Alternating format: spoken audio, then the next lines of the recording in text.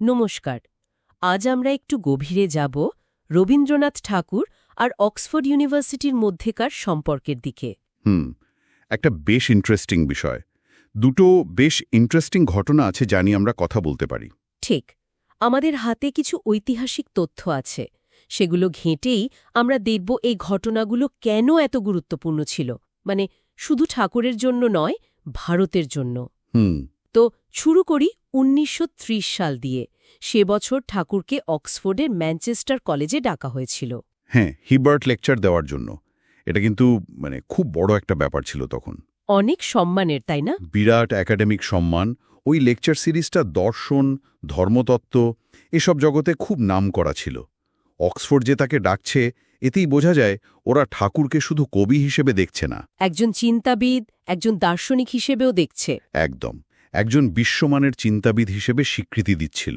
আর উনি বললেনও এমন একটা বিষয় নিয়ে, দ্য রিলিজিয়ান অফ ম্যান, মানে মানুষের ধর্ম। কোনো একটা খাস ধর্মের কথা নয়, বরং উপনিষদের যে ভাবনা, মানে আমাদের প্রাচীন দর্শন, সেখান থেকে পাওয়া একটা বিশ্বজনীন আইডিয়া। ঠিক, উনি আসলে বলতে চাইলেন যে মানুষের মধ্যেই একটা দেবত্ব আছে। সেটা বোঝার জন্য দরকার ভালোবাসা, সৃজনশীলতা, এইসব। আর এটা উনি এমনভাবে বললেন যা পশ্চিমের শ্রোতারাও বুঝতে পারলেন, তাই তো? হ্যাঁ, সেটাই ওর বিশেষত্ব। প্রাচ্য আর পাশ্চাত্যের ভাবনাকে মিলিয়ে একটা সহজ কিন্তু খুব গভীর বার্তা দেওয়া। এটা তো শুধু মুখের কথা না, জীবনের উপলব্ধি থেকে আসা। আচ্ছা, বেশ। এর ঠিক ১০ বছর পর ১৯৪০ সাল। পরিস্থিতি তখন একেবারে অন্যরকম। দ্বিতীয় বিশ্বযুদ্ধ চলছে, পৃথিবী জুড়ে একটা অস্থির অবস্থা। এরই মধ্যে অক্সফোর্ড বিশ্ববিদ্যালয় ঠিক করল ঠাকুরকে সাম্মানিক ডিলেট ডিগ্রি দেবে, ডক্টর অফ লিটারেচার। তার সাহিত্য, শিক্ষা নিয়ে ভাবনা, বিভিন্ন সংস্কৃতির মধ্যে সেতু গড়ার চেষ্টা, এসব কিছু স্বীকৃতি হিসেবে। কিন্তু তখন তো ওনার পক্ষে ইংল্যান্ড যাওয়া সম্ভব ছিল না। শরীর ভালো নয়, বয়স হয়েছে, তার ওপর যুদ্ধ। একদমই তাই। আর এখানেই অক্সফোর্ড একটা অভূতপূর্ব কাজ করল।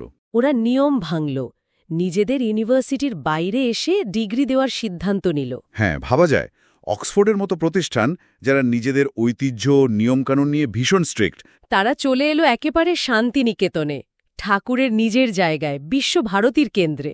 এটা সত্যি অভাবনীয় একটা পদক্ষেপ। বিশেষ সমাবর্তন আয়োজন করা হলো শান্তিনিকেতনে। কারা এসেছিলেন অক্সফোর্ডের তরফ থেকে? এসেছিলেন ভারতের তৎকালীন প্রধান বিচারপতি স্যার মরিস গায়ার আর অধ্যাপক স্যার সর্বপল্লী রাধাকৃষ্ণন। রাধাকৃষ্ণন নিজেও তো অক্সফোর্ডের অধ্যাপক ছিলেন, পরে ভারতের রাষ্ট্রপতিও হন। আচ্ছা আচ্ছা, ওনারা এসে অসুস্থ কবির হাতে ডিগ্রিটা তুলে দিলেন। হ্যাঁ, এই পুরো দৃশ্যটা, একদিকে যুদ্ধ, ঔপনিবেশিক শাসনের শেষ দিক, আর তার মধ্যে ব্রিটিশ শিক্ষার কেন্দ্র থেকে ভারতের একজন মনীষীকে তার বাড়িতে এসে এমন সম্মান, এর প্রতীকী গুরুত্বটা তো বিশাল। অপরিসীম। এটা শুধু ঠাকুরকে সম্মান দেওয়া নয়, এটা আসলে প্রাচ্যের যে জ্ঞান, যে প্রজ্ঞা, তার প্রতি পাশ্চাত্যের একটা শ্রদ্ধার্ঘ্য। বিশেষ করে ঔপনিবেশিক পরিস্থিতিতে, মানে ব্রিটিশ রাজত্বের কেন্দ্র থেকে যখন এই স্বীকৃতি আসে, তখন সেটা ভারতীয় মেধা আর সংস্কৃতির যে একটা বিশ্বজনীন আবেদন আছে, সেটাকে আরও জোরদার করে তোলে। এটা কি একরকম সাংস্কৃতিক কূটনীতিও বলা যায়, যা রাজনীতির ঊর্ধ্বে? বলা যেতেই পারে।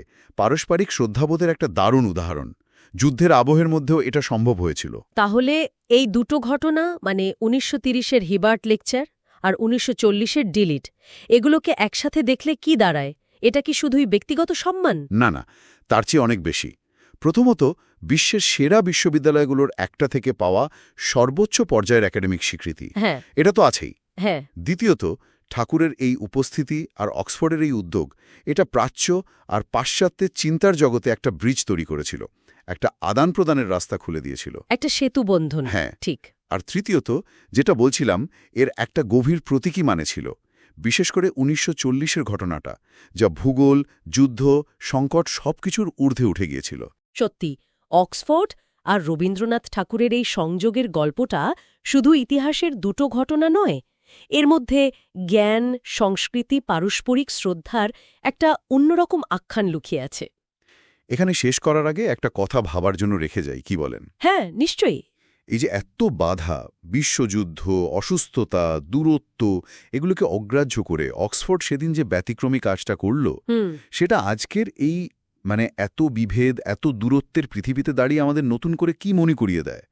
জ্ঞান আর সংস্কৃতির প্রতি এই যে একটা নিঃশর্ত শ্রদ্ধাবোধ, এটার প্রাসঙ্গিকতা কি আজও একই রকম নয়? খুব গুরুত্বপূর্ণ একটা প্রশ্ন। এটা নিয়ে ভাবার অবকাশ রইল।